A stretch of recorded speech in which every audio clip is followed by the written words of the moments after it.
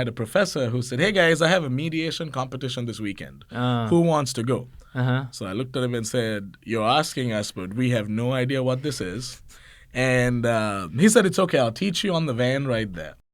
What's up, everybody? My name is Adam, and I'm the host of the UKnowAdamTsang podcast, the show that is dedicated on bringing on passionate people, learning about their stories, and delivering value to entrepreneurs.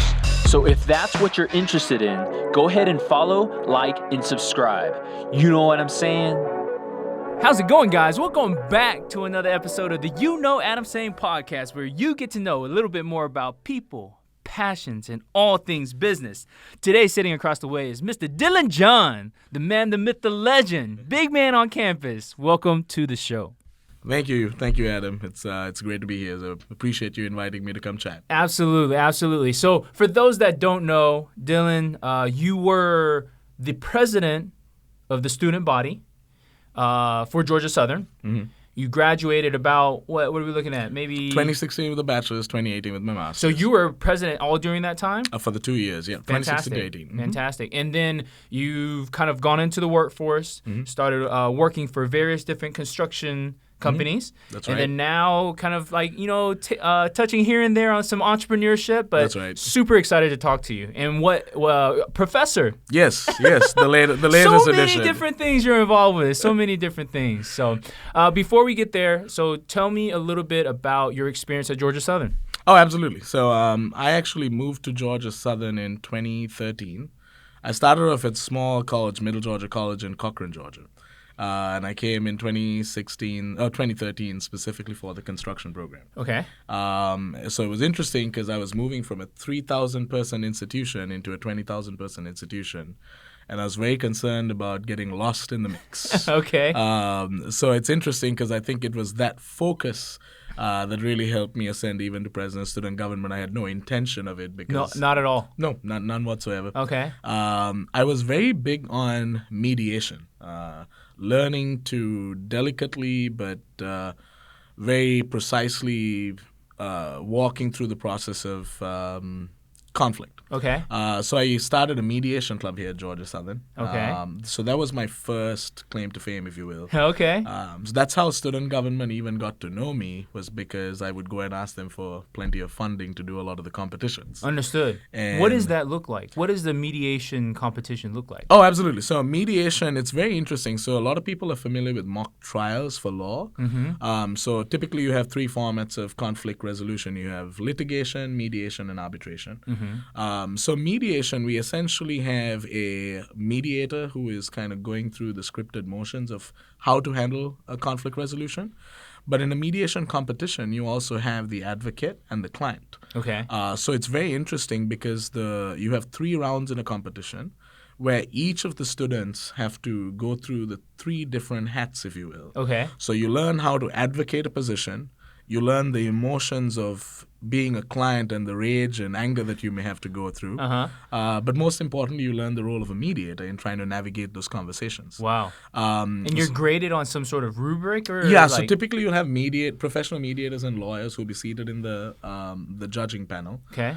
So those 3 judges will kind of take a look at what your strategies are, how you approach it, in terms of your ability to really kind of circle back and make sure that there are no loose ends when you close out mediation. Because mediation isn't just about, being kumbaya. Yeah. It's also about making sure that people have a valuable outcome at the end. So this is actually law competition? Mm-hmm. So how did you end up over there? So very interesting. So actually, when I was at Middle Georgia College, I wanted to get involved. I've always been the person who wants to somehow feel a part of something. Okay. And if I don't feel a part of something, I feel left out. Yeah. So at Middle Georgia College, I had a professor who said, "Hey guys, I have a mediation competition this weekend. Who wants to go?" So I looked at him and said, "You're asking us, but we have no idea what this is." And he said, "It's okay. I'll teach you on the van right there." So his name was Dr. Peter Micaiah. Okay. And he took Shout out. and he was a great guy. Great guy in Dublin, Georgia. So he put us in the van and he was training us in the van.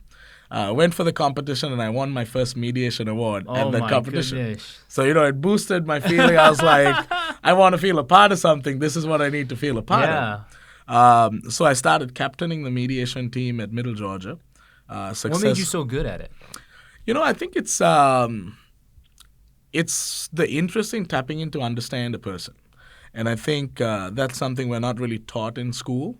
But the magic of understanding someone, how they're feeling, where they're coming from, I think unlocks a lot of potential for meaningful conversation. You're talking about empathy. Yeah.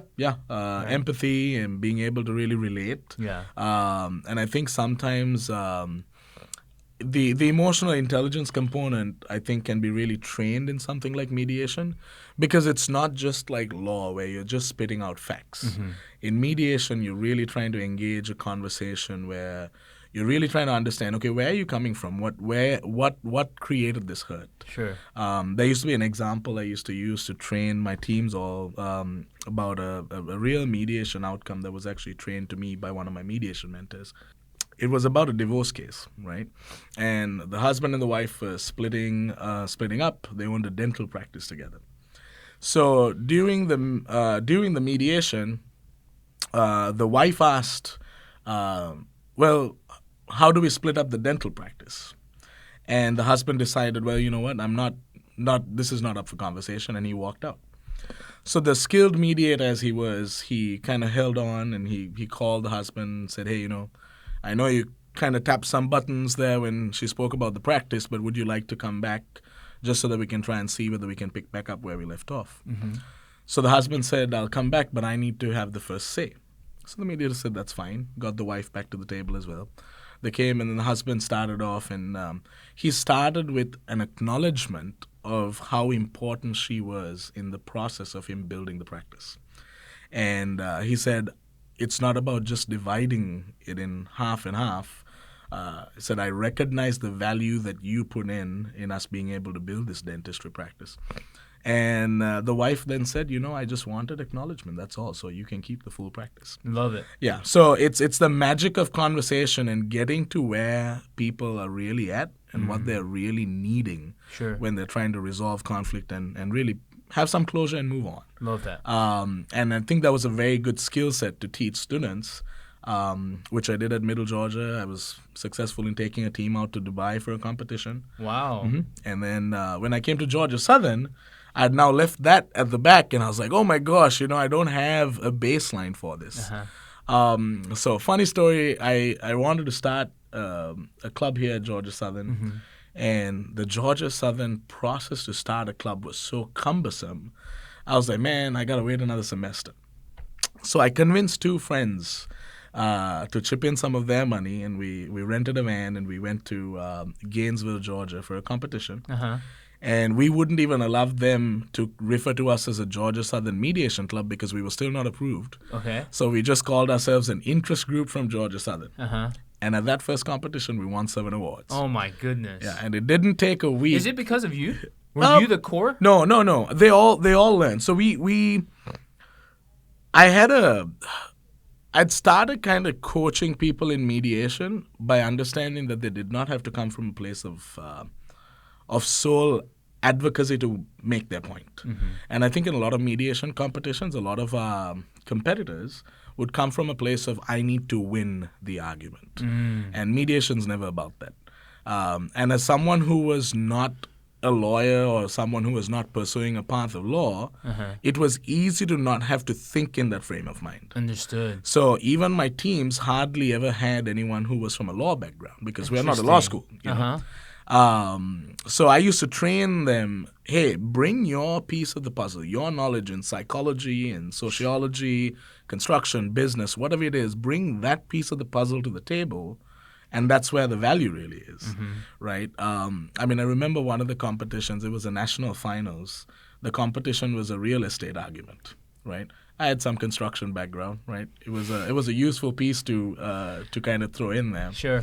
And the funniest of all stories is when you come into the top 4 teams nationally for the undergraduate level, you get a special invite to participate in the World Championship for the law schools. Mm-hmm. So Georgia Southern was one of those 4. Mm-hmm. So we traveled to Des Moines, Iowa with a team of 3, no one with law interest. We had one guy from ROTC, Jonathan Quintine. We had Tashai Gilman. We had Jessica Shanken and myself. It was a 4-person team. And we went up there, and it was interesting because the first day when we entered, everyone knew this was the undergraduate finalists. So they were like, welcome to the World Championship. We'll show you how it's done. Well, 3 days later, we were actually the winners of the advocacy portion of the competition. Wow. So my 4-person team beat the lawyers at the law component of the World Championship. So crazy. Yeah. How I think, I guess what is that kind of what put you catapulted your position at Georgia Southern? It did. It absolutely did, because I started to make a lot of connections with university administrators who knew about the mediation club success. The mock mediation club, we grew from 5 people to almost 40 people. Wow. Yeah. Regional competitions, everyone knew that Georgia Southern was a force to be reckoned with, because everyone will bring a 10-person team at the most, which may have 3 teams, and Georgia Southern would walk in with like 20 people, So, and I have pictures of that, which is great. That's you awesome. Like 4 or 5 teams participating at a competition. Yeah. And all because I think we had a great mix, being a comprehensive university at Georgia Southern, where we aren't siloed in a focus. Sure. Everyone has the nursing background, the education background, and that mix of knowledge coming together really does make this a special place. Got you. And I think that really aided our success. That's awesome.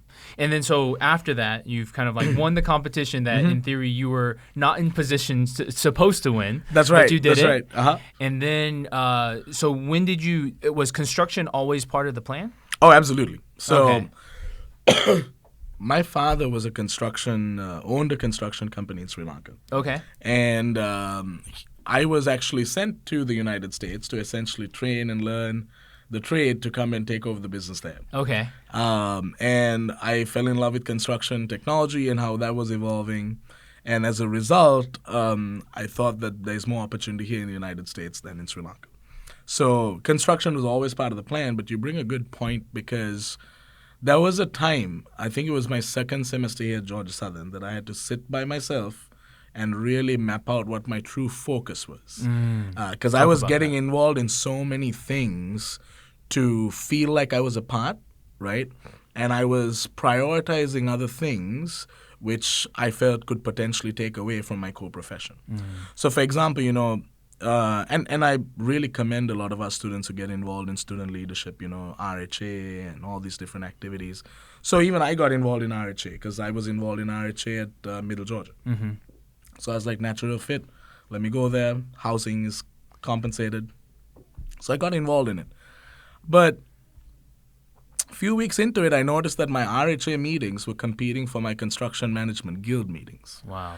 Which takes me away from FaceTime with contractors who could be potential future employers. Sure. So I had to really sit down and think, okay, am I prioritizing student leadership or am I prioritizing career? And that's a hard place to be, because you want to achieve and accomplish on campus because you want to be a part, and you're feeling like you can't also give to another place. It's really competing time and interests. I'm struggling with that even today, but it's an evolving process. How'd you overcome that? So really sitting down and taking time to identify what the priorities are. So I created what I called a Focus 6: construction, business, mediation, leadership training, diplomacy, and international relations. So, and it was almost in that order. So unless the activity or engagement had something to do with those 6, I would not take it. Wow. Why 6? I don't know why. That's a very good question. So I kind of, well, I think I know why. I divided into 3 things. The first was, what is my core career interest or pursuit? So that was construction and business, right? Then it was, the second 2 was, what am I good at? And that was mediation and leadership training, right?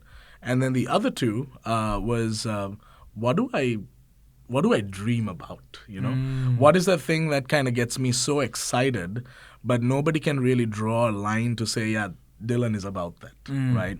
And diplomacy and international relations were in that realm. So you can see correlations of, mediation made sure that I was involved with the mediation club, construction management guild, and so on.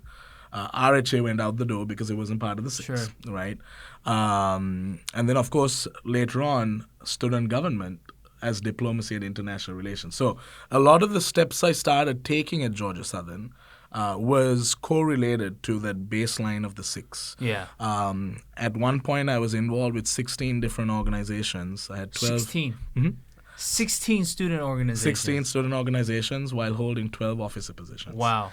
And it was all rooted in the baseline of these are my core priorities and this is how I think it's going to get me there. I also had to do a lot of self-searching on being confident to trust others. And I really used this environment as almost a sandbox to really practice that skill. Because many of us, we don't trust others. I mean, you even do a school group project, Sometimes Yeah. it's a little difficult to trust someone else with your grade. That's right. Right? But I really learned to trust others, but not only trust others, give others ownership of what you are trusting them with. Because I think it's easy to say, hey, Adam, I trust you with X, Y, and Z. But then I say, hey, man, I trust you with this, but I really believe you are the person to do X, Y, and Z because of, Yeah. And when that person feels the ownership, all of a sudden it unlocks a lot more potential because now they feel like not only does this person trust me, there's a why behind the trust. Sure. Right, and there's almost a need to ensure that you meet that objective. So Well, what you're really talking about is leadership, right? Being able to lead, being able to trust your team. that's right. What in your past before you got to this point? Because obviously, when you came to Georgia Southern, you decided to take over all the clubs. Oh man, yeah. What kind of in your previous younger years gave you that ability? Would you say? It's very so. Absolutely, I think observing my father and my mother. My mom was a very, very personable person, and my father was very operationally efficient. So watching both of them growing up run a business together, my father and mother were like a magical team. Yeah. My mother will go and wine and dine clients, and my father will close the deal. Yeah, let's so go. they have that they have a little. And honestly, when my mom passed, I watched my father really struggle to try and get the jive That back. piece. But he's done well to try and manage it. But there were times that actually he had to start coaching me to kind of fill in. Sure. So I started you got working put the into. company. So you started taking that role. Yeah. Oh, you did. Yeah. So wow. I started, How old were you? I was 18 when my mom was 17 when my mom passed. But I did start taking positions of selling and doing things like going and meeting people for business development and bringing them back to the storeroom or whatever, and then the showroom, sorry. And my father would kind of sell the deal. Yeah. So I watched him sell the deal, and I was all about being upfront with the relationships. So I kind of learned that skill set of going after something, follow up, also watching someone close the deal and kind of be trained in it. Sure. So I think that's where I was selling breadboards for my father's company at the age of 13. So What? Breadboards. Yeah. So, Breadboard. Okay. Yeah, so at the age of 13, we'd go for these exhibitions where we'd sell all these cabinets. Merchant. Yeah, and so my father would make tables and chairs and all these things at his factory, and off the waste material, they'll make breadboards.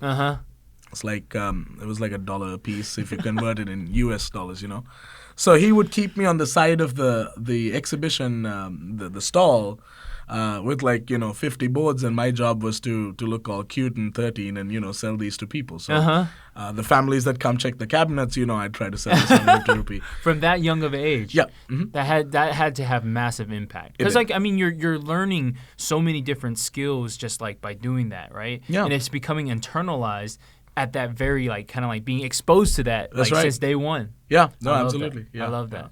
So tell me, give me some words of advice for maybe people that are in college right now. Obviously we can't expect all to have illustrious careers such as you, but what type of advice would you give them? So I think if you only go to class and do the check boxes in your coursework, I think you've lost the value in college. So I think involvement is not. I don't think it's an option. I think it's mandatory for success. Yes, we praise and gloat academic accomplishment, But one of my mentors once taught me that network is your net worth, right? And I think I carry that true even today because my network really allows me to do a lot of things that I may not be able to directly do, right? And I try to be very diligent about, keeping in touch with my network. So, as soon as I passed the saucy shrimp, I was like, let me shoot a call at it, So I think expanding your network through organizations is important. And the reason I say that is because if you only go to class and say, okay, this is networking, you're not wrong.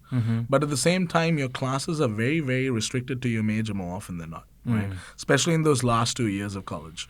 So you have essentially reduced the size of your network just because of your affiliation, right? I, on the other hand, kind of broke out my interest to, okay, what do I want to do career-wise? So that was my class network, if you will, right? But then what am I good at? Mediation and leadership training. So let me get involved with some things that do that. Diplomacy and international relations, so student government, political science students. So all of a sudden now you're building a lot more of a branched out network just because you're involved with people who think different. Yeah. And I think that's the biggest loss that people have is that they don't have a network that thinks different to them. I think that's one of the reasons we have so much political strife or so many disagreements in general. Is because people can't connect and be okay with having a different opinion. Yeah, I agree with you on that. Yeah. So it's okay to have a different opinion. I mean, champion your opinion. Yes. I cheer you on to champion your opinion. Yeah. Because that means you have vetted your opinion, you believe in it, and I strongly support that. But if it is something where we're like, oh, well, we're not going to talk about it because, so all of a sudden you've lost the magic of it. And That's I think, like I said, I always treated Georgia Southern and Statesboro like a sandbox where I could play in and figure it out. And some of those attitudes of, I also was very staunch in some of my opinions. But nonetheless, it was a place to practice with listening to someone else's. Love that. Love that. So, yeah. So you got done with school. You finished up, had an illustrious career.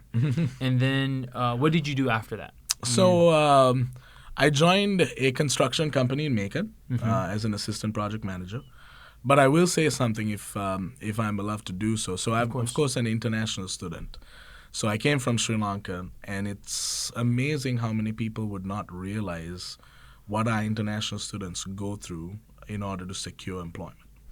So, in fact, I remember talking to higher-level administrators at Georgia Southern and said, Dylan, you're president of student government.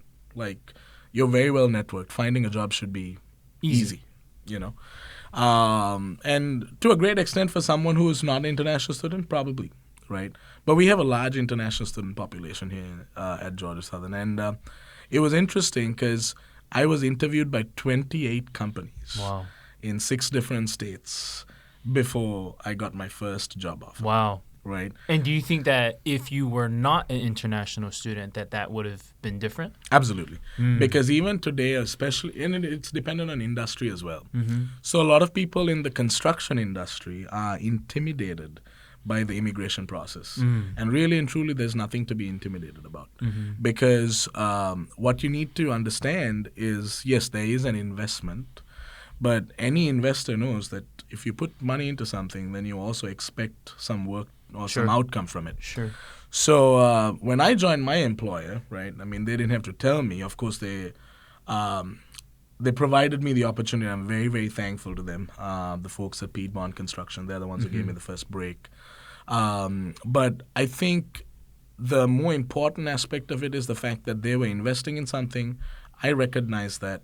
So I wanted to make sure that I had some output that whenever my time would end with them, that they would at least have something to show for, he worked for this piece. That's right. So I actually started developing the construction technology processes as a result to try and build like a BIM execution plan, mandate, or how they would approach it, what type of projects to use it on. So I developed a document with detailed instructions and so on. And to me, that was like, okay, instead of paying a consultant, you're paying for my residency. That's right. But I'm going to give you this output in right. addition to my job of being an assistant project manager. So I think as long as companies kind of get that understanding, more often than not, they're like, oh, it's so uncertain, it's so cost prohibitive, and yes, that's all real facts. Sure. Right? But I think if you kind of tailor it where, okay, we are sponsoring you on this, so we have these expectations, I don't think there's anything wrong. Tell me about the technology. Were you into construction technology even at Georgia Southern? So I was. It was very interesting. So actually our current interim department chair, Dr. Marcel Magia, he was teaching me this BIM for construction management course, and he had an assignment to come up with the BIM implementation plan. What's BIM? Okay, I'm let's talk about it. Yeah. So BIM is building information modeling. Okay. So if someone is familiar with a 2D CAD process or computer-aided design, which is very typical in the engineering industry, that's where you get your 2D prints. So BIM kind of enhances that, where there's a lot more information embedded in those lines and strokes that you see, because not only is it now coming into a 3D model, but those 3D models also has other data embedded in it. Sure. So quantities or cost, or now you can also take that dimension and stretch it to, well, if it takes 1,000 brick, how long is it going to lay it? Sure. So schedule now gets added in. So now we're adding different dimensions just at one stroke of a line. And is that all happening automatically? Like in terms of like the technology itself? Is that what's happening? So there are tools that do it. Okay. But I think a lot of it is still is in its infancy. And a lot of it is also, I think, in its dreamy enhancement that's not realistic. Sure. So we have to kind of come somewhere in the middle, and I think in industry we're working towards that, right? Because at the end of the day, contracts are still signed in 2D, right? And as long as the contracts are signed in 2D, everything else legally is governed in 2 dimensions, right? So making that evolution is going to take a lot of change. So I think technology is outpacing the industry. Wow. Which is why I like to advocate construction technology in every sphere that I possibly can, because I don't necessarily do BIM, so I don't model the buildings. Sure. That's not my skill set. I'm a project manager. Sure. Right? So, and in managing projects, I understand that it's important to leverage the tools at your disposal. Sure. Technology being one of them. Yeah. Right? So I think it's important for more people in the industry to embrace that there is a technology shift, and how do we A, make that somewhat palatable, but B, when it's not palatable, how do we get people on board? Sure. Right? Because just because it's not palatable does not mean we don't chase after it. Sure. Right? There is discomfort in the process. Well, construction is a very old industry, right? Absolutely. Like in terms of kind of like how long it's been there. So I think it has a gap in there where it has time to catch up. Yes. And technology is moving so quickly. It's changed everything, right? And so I think maybe one of the areas where it's catching up right now is construction. So what do you think is on the horizon, right? What's the latest and greatest for construction technology? So in construction technology, we're seeing a lot of drone and robotics usage. I think that's kind of the sphere we've entered, and that's being embraced. So what do you mean? Like come out, take pictures, and then come? So back in? So we interestingly, to an extent, we have. So at Winter Construction, which is where I work now, great people, wonderful team, absolutely love it. Winter Construction, I would say, has probably one of the most prominent, most efficient BIM teams that I've ever dealt with. Wow. So they have some great survey tools and equipments, drones, which they actually take to job sites. They fly the drones. So one thing is progress evaluation. So these drones can evaluate progress. And now, as we go along, of course, sometimes it's just picture-to-picture comparison. Sure. But there are additional tools coming into play where they will compare the pictures and actually give you outputs of what has been accomplished from your previous picture. Wow. Right? So there are a couple of tools out there that does that. Again, some of it in its infancy, because they won't do every single material. Some of them will only do your drywall and your flooring, tile laying, or whatever, So it's starting very simple. So that's something in the picture-to-picture comparison, just to kind of assess completion rates, right? Or to what level have you completed your project, and kind of aids in billing and so on and so forth.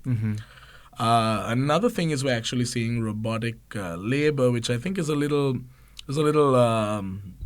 Intense. It is a little intense, but I also think it's a little too early to really see the benefit. Yeah, because you're implementing expensive technologies on a job site, which is very difficult for people to take on, right? But I see it coming for sure, absolutely. You know, I think Boston Dynamics. Yeah, I see them all the time with like the different. The dog, or whatever. And Boston Dynamics has Spot the dog who takes the pictures. Yeah. There's a lot of nice YouTube videos where you can actually see Spot going and taking pictures, and they'll do the full premeditated circle. Crazy. And on some of the big job sites, it makes sense. Yeah, it does, absolutely. Because you're looking at I'm not exactly sure how much a robotic dog costs nowadays, Sure.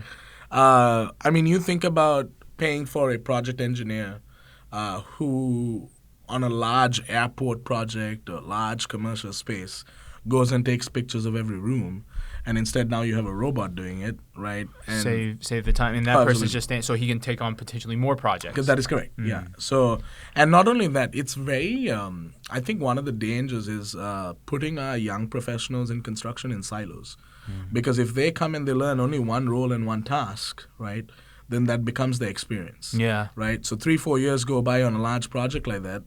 A majority of their time has been spent taking pictures. Yeah. Right. You've got a photographer. Yeah. You know, and nothing wrong with the photographer, but I also need that person to have construction skills. Sure. Right. Sure. And construction skills comes in stitching the information together, really processing what happens, understanding how things tie in together. Wow. Right. And I think that piece of the puzzle is lost on many. If they're only in silos. And I think some companies do extremely well at training their folks. I know Winter does a slap bang job. I mean, we shout out to Winter because, you know, I do work for them.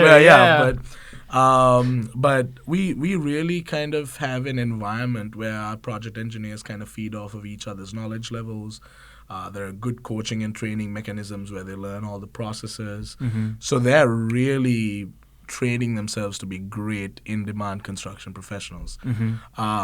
But that's another issue with being a part of a large entity, is that you may kind of get lost in the mix if your role becomes a silo. So I even challenge people in college who are looking for those internships or, you know, those opportunities, that when they do get into those roles, that they also ask for more. That they ask to be engaged in other activities that are different to a singular role, because also you don't get what you don't ask for. You know, so that's an important part of it as well. That's right. So for this technology, is it accessible to most construction organizations? So yes and no. Yes, because some companies can pretty much invest in it and then leverage it for all their projects and expense it. More often than not, a lot of the technology at the moment is reviewed or viewed as an overhead, right? And that's how it's treated. I understand that, but my technology mindset is that we need to go to a place where these projects are expensed across multiple projects and we naturally begin to use it as part of our workflows. In some cases, it really doesn't make sense to use it, so I get why companies don't do it. But I think that there needs to be some form of a rubric that we develop that says, okay, this type of company, this type of project, it's a no-brainer. We're going to use it anyway. Right? Because right now, as an overhead, it only gets used on projects where a customer size. wants it, or there's a very, very specific, you know, the customer is willing to pay for it.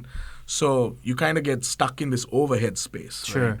Whereas, I mean, we all use laptops today. You aren't going to go tell a customer saying, hey, for me to use a laptop on this project, I'm going to charge you another $100, you know? But for that to happen, I think that the technology has to become either very accessible or it has to solve a need.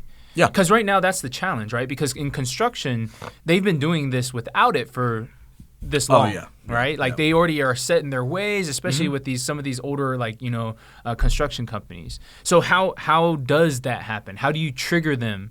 And I think that's some of the work that you're working on right now. Absolutely. Of like, how do you make it so that they see value in that? So very, very good question. So I think the biggest challenge is, and this goes back to what I said a minute ago, it's also being able to collect data in a certain way, interpret data, and really show that return on investment.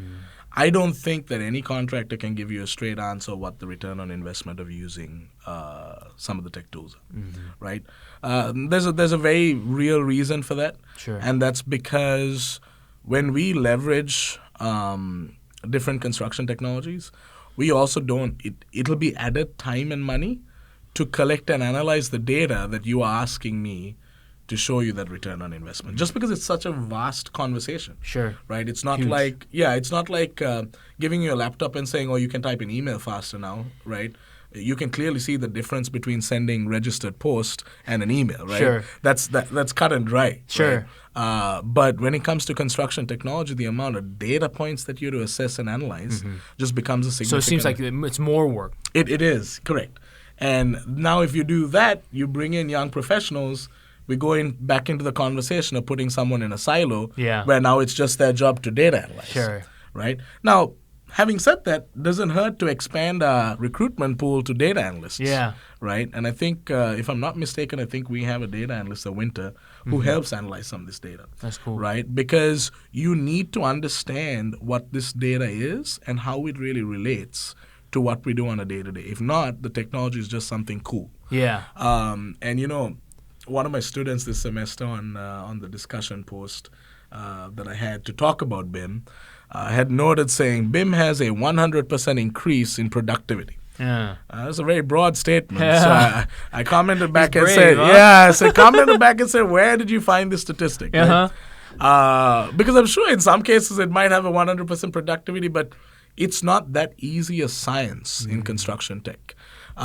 Because construction tech is just so vast, and it also takes the right mix of tools, but also very important, the right mix of people. When I did my thesis mentor, Dr. Chen, she developed a formula for assessing building information modeling maturity. And it's BIMM, BIM with an M, right? Building information modeling maturity. So these different elements that would assess how mature a company's leveraging of BIM is. So when I did my thesis here at Georgia Southern, I built on that data and essentially expanded the conversation to using BIM for construction performance.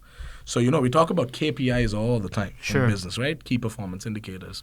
So I created a rubric for construction key performance indicators, right? And they're essentially a baseline of different goals, cost goals, schedule goals, quality goals, all these different items, safety assessments, things like that. And then you have, how does BIM affect the outcome of each of these? Because in construction business, that's how we assess whether we're doing well in business or not. Sure. So if BIM or any construction tech is not feeding a positive indicator on any of those, then I would suggest don't do it. Don't do it. Don't do it or don't do it yet, right? Or figure out how it would impact, right? So I think as construction tech develops, there is a lot of automation that's taking place where there are sensors and other things that can collect the data that we are so hesitant to allocate human resources to do it. So there will be a point in time where we can tap on the automation resource to feed the data so that we're not wasting time with people. Sure. Instead, collect that data to feed some form of a performance criteria. So I think that's where we need to be headed. Yeah. We are living in wild, wild times. Oh, yeah. We absolutely are. Yeah. So you are currently a professor as well. Correct. Congratulations on that. Thank you. What's on the horizon for you? What's the future look like? Absolutely. So I honestly love my work with winter construction. Once I left my previous contractor, I was considering what my options are. So at the time, I had started a business called VDCXecute. The whole objective of the business was to try and help construction companies identify lapses in construction tech and figure out how we can kind of connect the dots. Wow. So as a result, I network with a bunch of construction tech people and have a great network in that space. So I hope to kind of expand my professional dialogue in those spaces, but I do not want to get siloed in construction tech either, because I really truly believe that construction technology is a tool. It's not the core of our business. The core of our business is building projects. Yeah. Right? The customer comes and says, build a project. Doesn't matter how much tech I sell them on. Right? It's like, can you build the job? Yeah. Right? Can you build it within budget? Can Yeah. you build it on time? That's right. And so I really love my work as a project manager. So if I have the blessed opportunity to be with Winter Construction, I think I'll have a very long stint with them. But, as time kind of emerges, I've also learned that, sometimes opportunities need to kind of shift and you need to kind of make a change. I hope that does not become my story in the next couple of years, but in the event something does happen, I think the construction technology consultancy space is something that may continue to grow. But again, I will always wear the construction project manager's hat, in that lens. Love that. Because I think that's where it goes wrong. And even now in industry, when I go and tell people, hey, I have an interest in construction technology, they always think I'm a BIM guy. Yeah. Little do they know that I don't model at all. Anything. I don't draft anything, because that's not my skill set. Sure. And I know that that's not my skill set. My skill set is stitching the process of how do we leverage this for a better outcome, right? And I rely heavily on people who know BIM to kind of help me gain that. Yeah. But as a project manager, I know that I need to be pushing to ask so that I can leverage. That's right. Because if not, I'm waiting for someone to tell how I can do something better. I think it's my job to ask. And I think in the construction technology realm in general, I remember when I was recently interviewing before I joined Winter, people would ask me, well, what do you like? So I said, well, when I tell this story, people get confused, so let me try and break this down to the typical American family. And I would say, consider that my role as a project manager is that of my responsibility towards my wife. Okay. Right? And construction technology is like my responsibility towards my kid. Okay. Right? You can't tell me to choose either or. Right? Because I am loyal to my wife, but I'm extremely hopeful for my kid. Sure. Right? Sure. So just the same way, I'm extremely loyal to the role of construction project management, but I'm extremely hopeful for construction tech. That's awesome. Yeah. That's amazing. How do people get connected with you? What's the best way to kind of like get in contact? Yeah, so emails are great. I'm a great email correspondent. Sometimes I talk too much on email. So VDCXecute with the letter X, so there's no E in front. VDCXecute at gmail.com if they want to email and chat. I usually try and prompt a phone call shortly after, so we can just kind of get to know people. Like I said, I love networking. That's right. I am on Instagram, okay. So that's a good way to kind of connect with and network with me as well at Dylan John SL. SL standing for Sri Lanka. Love that. Yep. So those are, I think, two key platforms: email and social media for Instagram. But I am also very active on LinkedIn. Yes. So if you just look for Dylan John Construction, you'll probably find me. I'm the guy with the construction hat. But yeah, I that's probably the best ways to reach out to me. Awesome.